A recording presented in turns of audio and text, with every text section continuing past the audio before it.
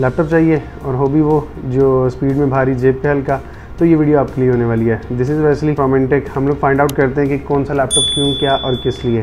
तो देखते हैं इस ब्लैक ब्यूटी के अंदर क्या कुछ है, तो लेट्स फाइंड आउट। तो सबसे पहले अगर हम इसकी ओवरऑल ब्रांडिंग की बात करें तो ऑन द टॉप नॉट हमें देखने को मिलता है डेल की सिंपल ऑफिशियल जो ब्रांडिंग है वो है, और कंप्लीट मैट फिनिश के साथ इसकी हमें बॉडी देखने को मिलती है जो कि सॉफ्ट रबर सी फील है। अब एग्जैक्टली कार्बन फाइबर है या फिर कार्बन फाइबर के ऊपर जो है रबर की जो है ना कोटिंग इसके ऊपर की गई है, जिसकी वजह से थोड़ी सी अपनी मैट फिनिशिंग लेता है। सेम लाइक लिनोवो की ओवरऑल टी सीरीज़ और एस सीरीज़ कंप्लीट रेंज जो है ना सेम बॉडी जो है उसके ऊपर बेस कर रही है।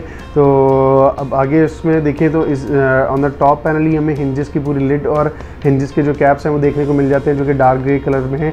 अच्छा, और अगर हम इसकी राइट साइड प्रोफाइल की बात करें तो काफ़ी मिनिमलिस्टिक डिज़ाइन जो है डेल ने बनाया है, क्योंकि HP और जो HP और एसर, असूस वगैरह जितने भी ब्रांड्स हैं वो क्या करते हैं, वो आपको सारी पोर्ट्स जो है एक्सट्रीम राइट साइड पे या एक्सट्रीम लेफ्ट साइड प्रोफाइल पे दे देते हैं और बैक जो है हमारी बिल्कुल एम्प्टी छोड़ देते हैं। तो यहाँ पे क्या किया डेल ने यहाँ पे हमारे लेफ्ट साइड पे सिर्फ एक सिम कार्ड स्लॉट और एक USB 3.1 Gen 1 की पोर्ट दिया है, साथ में full size SD card slot और डुअल ऑडियो 3.5 mm का जो जैक है वो दिया है। और लेफ़्ट साइड पे हमें देखने को मिलता है कि इंस्टेंट अनलॉक, वेंटिलेशन ग्रिल और स्मार्ट कार्ड रीडर। अच्छा, और इस तरह देखने से मुझे लगता है कि लैपटॉप की सिर्फ इतनी सी पोर्ट्स हैं, तो बाकी लैपटॉप के फीचर्स को हम कैसे यूटिलाइज़ करेंगे। तो इसको सबसे ज़्यादा जो इसकी चीज़ इफेक्टिव बनाती है कि लैपटॉप आप जब दूर से देख रहे हो तो लैपटॉप आपको काफ़ी ज़्यादा कूल और क्लासी लग रहा होता है कि इसमें काफ़ी ज़्यादा जो है चीज़ें भर के दी गई हैं मगर हमें नज़र नहीं आती।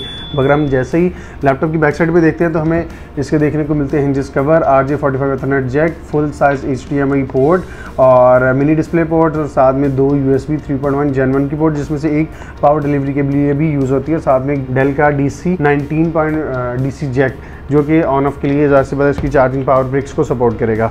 और अब हम अगर बात करें इसकी फ्रंट प्रोफाइल की, तो फ्रंट प्रोफाइल पे ओपन करने से पहले हम लोग बात करते होते हैं हमेशा वेट डिस्ट्रीब्यूशन की। तो वेट डिस्ट्रीब्यूशन के लिए जैसे हम लैपटॉप को ओपन करेंगे तो वन हैंड ओपनिंग हमें देखने को इसमें नहीं मिल रही। डेल ने यहाँ पे पहले हाथ ही हमें नज़र आ गया कि वेट डिस्ट्रीब्यूशन इसकी कोई इतनी अच्छी नहीं है, तो हमें एक हाथ से नहीं ओपन करना पड़ेगा, हमें दोनों हाथों की मदद लेनी पड़ेगी।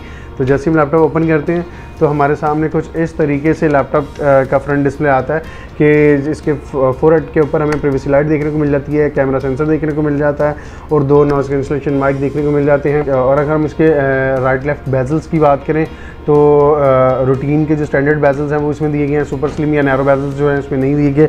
और फोरहेड की बात करें तो फोरहेड पे हमें डेल का सिल्वर कलर में लोगो एम्बोस किया हुआ देखने को मिलता है। और अगर हम बात करते हैं इसकी सी पैनल की, तो सी पैनल के ऊपर हमें एक्सट्रीम राइट साइड पे हमें पावर बटन देखने को मिलता है जिसके अंदर उसकी अपनी एक LED लाइट ग्लो कर रही है। और अगर हम कीबोर्ड के ऊपर चलें तो कीबोर्ड भी हमें LED बैकलाइट 2 स्टेज में देखने को मिलता है। हम इसको FN की के साथ इसकी लाइट्स को कंट्रोल कर सकते हैं। आपको होपफुली अब नज़र आ रहा नहीं आ रहा, इसको भी मैं आपको दिखा दूंगा। और साथ में इसके दरमियान में हमें पॉइंटर देखने को मिल जाता है। ये पॉइंटर के साथ जो डेडिकेटेड बटन दिए गए हैं राइट लेफ्ट के और ड्रैग के, वो भी हमें देखने को मिलते हैं। और उसके बाद इसका जो की ट्रैवलिंग डिस्टेंस है वो भी काफ़ी अच्छा है, और मतलब कीज़ ओवरलैप नहीं हो रही और पिन पॉइंट प्रेशर है, कहीं पे भी की जो है एक दूसरे के साथ वो टच नहीं करती, तो अच्छा है। और जहाँ तक बात करें इसकी कीबोर्ड नॉइज़ की, तो कहीं पे भी हमें कीबोर्ड का नॉइज़ नहीं देखने को, मैकेनिकली कीबोर्ड नहीं है, कोई टैक्टाइल जो है फील हमें नहीं आती। काफ़ी साइलेंट जो है ना कीबोर्ड है कि अगर आप रात में बैठ के वर्किंग करें तो आपके साथ में जो कोई भी पर्सन हो तो वो डिस्टर्ब नहीं होता, तो सच अ गुड थिंग। और कीबोर्ड की जो लैंग्वेज है वो AZERTY है। इसमें 2 तरह के कीबोर्ड आ रहे होते हैं, QWERTY कीबोर्ड और AZERTY कीबोर्ड। AZERTY और QWERTY कीबोर्ड की आइडेंटिफिकेशन भी मैं इसी वीडियो में बताता हूँ क्योंकि मैं एक डेडिकेटेड एक वीडियो बनाना चाह रहा हूँ। अच्छा, QWERTY और AZERTY कीबोर्ड के बारे में मैं आपको बता दूँ कि ज़्यादा फ़र्क नहीं होता। अच्छा, AZERTY कीबोर्ड के ऊपर अगर आप इसके फर्स्ट 5 बटन्स देखेंगे तो आपको ये AZERTY देखने को मिलेंगे, AZERTY। और अगर आप रूटीन में कोई भी कीबोर्ड देखेंगे तो यहाँ पे आपको QWERTY QWERTY देखने को मिलेगा। इन दोनों में डिफरेंस ये आता है कि इनके कुछ अल्फ़ाबेट्स जो कीबोर्ड की प्रिंटिंग है उसमें डिफरेंस आ रहा होता है, मगर जब हम इससे टाइप करते हैं तो सेम हमें वही वर्ड्स देखने को मिलते हैं जो QWERTY में देखने को मिलेंगे, बिकॉज ऑफ उसकी विंडोज़ इंस्टॉलेशन और रीजन लैंग्वेज की वजह से। तो बहरहाल अगर आप इसको AZERTY कीबोर्ड के तौर पे भी इस्तेमाल करना चाहें तो आप उसको वो भी कर सकते हैं। अच्छा, जिस तरह ये क्वालिटी और एसिडिटी का जो डिफरेंस है वो आपको मैंने बताया, इसी तरह क्या आपको एक वाकई बाइंग गाइड चाहिए, मतलब उसमें लैपटॉप से रिलेटेड आपको लैपटॉप के परचेज़ करते हुए अगर किसी तरह की डिफ़िकल्टी वगैरह आती है, या अगर आपको जानना है कि जी लैपटॉप परचेज़ करते हुए आपको किन चीज़ों का ख्याल रखना है, किन चीज़ों को आपने इग्नोर करना है, तो अगर तो आपको इससे रिलेटेड वीडियो चाहिए तो आप कमेंट में ड्रॉप डाउन कर दीजिएगा। मैं फिर एज सुन एज पॉसिबल कोशिश करके उस वीडियो को भी जल्दी से जल्दी लाइव कर दूँगा। अच्छा, ट्रैक पैड की अगर हम बात करें तो रूटीन का ट्रैक पैड है, कोई टच पैड कोई एक्स्ट्रा वो जो है फीचर्स के साथ हमें देखने को नहीं मिलता। रूटीन का कीबोर्ड है, तो डुअल फिंगर जेस्चर के साथ हम स्क्रॉल अप और स्क्रॉल डाउन इसमें कर सकते हैं, और साथ में इसकी डेडिकेटेड जो है राइट लेफ्ट के जो बटन हैं वो दिए गए हैं, और साथ में हमें एक्सट्रीम राइट डाउन साइड पे जो है फिंगरप्रिंट सेंसर फुल साइज़ में देखने को मिल जाता है। तो यहाँ पे डेल E7470 की ब्रांडिंग हमें देखने को मिलती है। तो अच्छा, मेक श्योर कीजिएगा जब भी आप डेल 7470 बाई करें तो आपने डेल 7470 और E7470 इन दोनों का डिफरेंस जो है वो अपने जहन में रखना है कि आपको 7470 और E7470 में जो फ़र्क है वो ये देखने को मिलेगा कि जो 7470 होगा उसमें 3 सेल बैटरी होगी 38 या 45 वाट आवर की, और जो E7470 होगा उसमें आपको 55 वाट आवर की बैटरी देखने को मिलेगी 4 सेल में, जो कि लिथियम पॉलीमर के साथ आ रही होती है। तो बैटरी का जो है डिटेल में आपको काफ़ी पहले बता रहा हूँ, बहरहाल नहीं तो रूटीन में हम लोग बैटरी को काफ़ी आगे जाके बात करते होते हैं उस बारे में।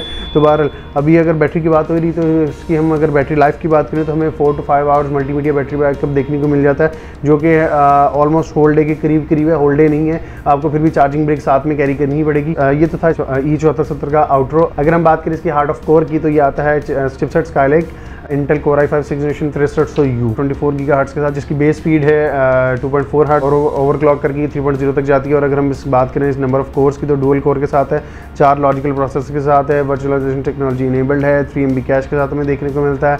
और साथ में अगर हम मेमोरी की बात करें तो हमें DDR4 की रैम 8 GB इसमें देखने को मिलती है, और 21-3300 हर्ट्ज़ की इसकी बस स्पीड है, और डुअल बैंक को सपोर्ट करता है, और मेमोरी की मैक्सिमम सपोर्टेज जो है वो 16 gigs तक है। और अगर हम बात कर लें इसमें SSD की तो इसमें 256 GB का M2 कार्ड देखने को मिलता है, जो कि Gen 2 Gen 3 में भी आता है। और मैक्सिमम अगर इसकी SSD सपोर्ट की बात करें तो 512 GB हमें जो डेल की साइट है वहाँ पे देखने को मिलती है। और उसके बाद यहाँ पे अगर हम SSD स्टोरेज की जो टाइप है वो अगर देखना चाहें तो यहाँ पे हमें मेंशन हो रही है स्टोरेज जो टाइप है वो HDD है या SSD है, तो यहाँ पे SSD मेंशन हुआ हुआ है, तो हमें मजीद आगे जाके कुछ चेक करने की ज़रूरत नहीं है। और अगर हम इसके प्रोसेसर की स्कोर की बात करें तो हमें 1.9 मिलियन के अराउंड जो है इसका स्कोर Antutu बेंचमार्क के ऊपर देखने को मिल जाता है। और स्पेसिफिक अगर आपको डेडिकेटेड प्रोसेसर के बेंचमार्क्स चाहिए तो मैं कोशिश करूँगा कि आने वाले टाइम में हम अपनी वीडियोस को मजीद इंप्रूव करें। अगर कुछ पूछना चाह रहे हो या कुछ रह जाए तो कमेंट बॉक्स में आप ज़रूर पूछ सकते हैं। और अगर हम आगे मजीद बात करें इसकी ग्राफिक्स की तो इंटेल HD ग्राफिक्स 520 हमें देखने को मिलते हैं, जो कि सपोर्ट करते हैं आपके माइनर लेवल की या बिगिनर लेवल की जो है एडिटिंग को उसको, और माइनर सी लो रेजोल्यूशन के ऊपर रख के गेमिंग को। और उसके बाद आपका जो है ये सबसे ज़्यादा सपोर्ट करता है आपको मल्टीमीडिया टास्किंग के ऊपर, कि आपने 4K वगैरह के अंदर वीडियोस वगैरह प्ले करनी है, या फिर आपने अपने होल डे के अंदर मल्टीटास्किंग करनी है, तो वहाँ पे आपको इजीली सपोर्ट करेगा। ऑफिस वर्किंग में अगर आप प्रोग्रामर हैं या कोड वगैरह राइट करते हैं तो ईजीली आपको जो ना ये मशीन कंपेटेबल होने वाली है। जितना कॉम्पैक्ट साइज़ और लाइट वेट और हैंडी है, इसका अप्रॉक्स वेट जो है ऑन स्केल 1.6 kg के अराउंड है, इससे ज़्यादा का इसका वेट नहीं है, जो कि काफ़ी लाइट जो है ना होने वाली है और कैरी करने में काफ़ी ईजी है। और डिस्प्ले साइज़ की अगर हम बात करें तो 14.0 के अंदर हमें इसका डिस्प्ले देखने को मिलता है, और इसके अंदर मल्टीपल डिस्प्लेस के वेरिएंट आते हैं 720 और 1080 और 2K के अंदर ना जो टच स्क्रीन होगी वो आपको 1080 और 2K के अंदर देखने को मिलेगी। तो अभी जो राइट नाउ हमारे पास यूनिट अवेलेबल है वो है 1920x1080 की रेजोल्यूशन के साथ, और ग्लॉसी है मैट के अंदर 90 क्लियर रिफ्लेक्शन के साथ हमें देखने को मिलता है। 60 हर्ट्ज उसका रिफ्रेश रेट है, और 250 निट्स जो है इसकी पीक ब्राइटनेस हमें देखने को मिलती है, जिसका मतलब है कि हमारा आउटडोर एक्सपोजर काफ़ी अच्छा होने वाला है। कैमरे की बात करें तो ये इसका अपना कैमरा है, वो कैमरे के अंदर बहुत ही चिट्टा नज़र आ रहा हूँ। असल में लाइटों का एक्सपोजर जो है वो काफ़ी ज़्यादा है मेरे सराउंडिंग में, तो जिसकी वजह से जो है ना आपको इतना रूह प्रवास करेगी, इस तरह चिट्टा खून नज़र आ रहा है, तो इस चीज़ का ना थोड़ा सा इग्नोर कर दीजिएगा। तो बाकी जो है कैमरे की प्रीवियस लाइट वगैरह भी ऑन है, ओवरऑल ओके है। 720 मेगापिक्सल के अंदर में कैमरा देखने को मिलता है। और इसके बाद जो हमारे स्पीकर्स हैं काफ़ी डिसेंट क्वालिटी के अंदर हमें स्पीकर देखने को मिलते हैं। स्पीकर्स का टेस्ट हमने करना छोड़ दिया, बहरहाल में फिर भी आपको कंट्रोल पैनल में जाके चेक करवाया। तो कंट्रोल पैनल में जाके आपने इसको एंटर करना है, और यहाँ पे साउंड में जाने के बाद आपने स्पीकर्स के पे क्लिक करके कॉन्फ़िगर करना है, और यहाँ पे इसको आपको स्पीकर्स की जो डेसिबिलिटी है साउंड की वो सुनने को मिल जाएगी। फ्रंट फायरिंग और डाउन फायरिंग दोनों स्पीकर्स हमें इसमें देखने को मिलते हैं, जो कि काफ़ी ज़्यादा अच्छे होने वाले हैं। वेट डिस्ट्रीब्यूशन इस लैपटॉप का अच्छा नहीं है, दोनों हाथों से हमें खोलना पड़ेगा, तो हर जगह पे एक हाथ से काम नहीं चलता। कई जगह पे दोनों हाथ भी लगाने पड़ते हैं, तो ये कुछ उनमें से एक मशीन होने वाली है। तो इसकी अगर हम बात करें मज़ीद, तो हमें सी पैनल के ऊपर ही हमें NFC की सपोर्ट भी देखने को मिलती है, और ओवरऑल बॉडी इसकी सेम स्ट्रक्चर के ऊपर बिल्ड हुई हुई है। और ये तो है लैपटॉप का ओवरऑल कुछ रिव्यू। अगर हम इसके प्राइस टैग की बात करें तो मार्केट में ये अप्रॉक्स में देखने को मिलता है कोई 50,000 के अराउंड, 50 to 55,000 के अराउंड अकॉर्डिंग टू इसकी कंडीशन। तो अगर हम अपने टारगेट की बात करें तो 45,000 के अंदर हमारी टारगेट प्राइस है। i5 6th generation 8GB 256GB के साथ। तो अगर हम इसकी साथ ही रिपेयरेबिलिटी की बात करें तो इसमें हमें ईजिली एक्सेस हो जाता है रैम के ऊपर और ओवरऑल इसकी बॉडी के ऊपर। और इसमें जो है अगर हम इसके डी पैनल डाउन पोर्शन की बात करें तो हमें यहाँ पे कुछ पेपर वर्क देखने को मिल जाता है, इसमें सर्विस टैग वगैरह और बाकी ओवरऑल चीज़ें हैं। और काफ़ी ज़्यादा जो है इसमें वेंटिलेशन के होल्स जो है ना वो दिए गए हैं मल्टीपल, जो कि आपके एयर इनटेक को काफ़ी ज़्यादा जो है सपोर्ट करेंगे। ये हम इसके 8 स्क्रूज जो है अनटाई करेंगे और हमारा डी पैनल जो है वो रिमूव हो जाएगा। और यहाँ पे हमें 2 रैम के बैंक स्लॉट देखने को मिलेंगे, जिसमें हम 8 GB के 2 मीडियो लगा के 16 gigs को पूरा कर सकते हैं। उसके बाद हमें CMOS बैटरी भी यहीं पे देखने को मिल जाएगी, बैटरी देखने को मिल जाएगी। उसमें हम ये 2 चीज़ें अपग्रेड कर सकते हैं। और आफ्टर मार्केट इसके सारे पार्ट्स की अवेलेबिलिटी ईजिली है कि कल को अगर आप लैपटॉप परचेज करते हैं तो किसी भी तरह का खुदा ना खासा अगर कोई मसला आ जाता है तो आपको ये प्रॉब्लम नहीं आने वाली कि इसका पार्ट नहीं मिल रहा है, ये चाइना से मंगवाना पड़ेगा या उसमें टाइम ड्यूरेशन काफ़ी ज़्यादा मिल रहा है। अगर आपको लैपटॉप से रिलेटेड कोई भी इशू आ रहा है, उसके पार्ट्स से रिलेटेड, आपको परचेजिंग से रिलेटेड आपको इशू आ रहा है, उसकी कन्फिगरेशन से रिलेटेड, तो आप without any hesitation drop down में कमेंट डाल दें, तो एज सुन एज पॉसिबल कोई भी टीम मेंबर आपसे कॉन्टैक्ट कर लेगा। तो बाकी जो है आपकी जो भी फर्दर प्रॉब्लम होगी उसको एड्रेस करके हम as soon as possible resolve करने की कोशिश करेंगे। और साथ ही इसके अगर प्रोसेसर की मैं एक चीज़ और आपको बताना मेंशन करना भूल गया, प्रोसेसर की अगर हम TDP की बात करें तो 15 वाट का हमें TDP चिपसेट हमें देखने को मिलता है, जिसकी मिनिमम से मिनिमम जो है वो 10 वाटेज और मैक्सिमम जो है 25 वाटेज हमें देखने को मिलती है। तो उसके साथ अगर हम इसके अडॉप्टर की बात करें तो 65 वाट आवर का हमें अडॉप्टर देखने को मिलेगा और लिथियम पॉलीमर एक्सप्रेस चार्जिंग हमें बैटरी देखने को मिलती है। अच्छा, और ये तो वो लैपटॉप है जिसको हमने फाइंड आउट कर लिया कि जो परफॉर्मेंस में ठीक ठाक है और आपकी जेब पे भी भारी नहीं है। और अगर एक चीज़ और है जो भारी नहीं है वो है यूट्यूब का बेल आइकन, और उसको प्रेस कर दें, सब्सक्राइब कर दें और इसी तरह की कंटेंट की वीडियोस सबसे पहले आपको मिलती रहेंगी। तो साथ में घंटा दबाते जाएगा। मिलते हैं किसी नेक्स्ट वीडियो में। This is Wesley signing off. अल्लाह हाफ़िज़।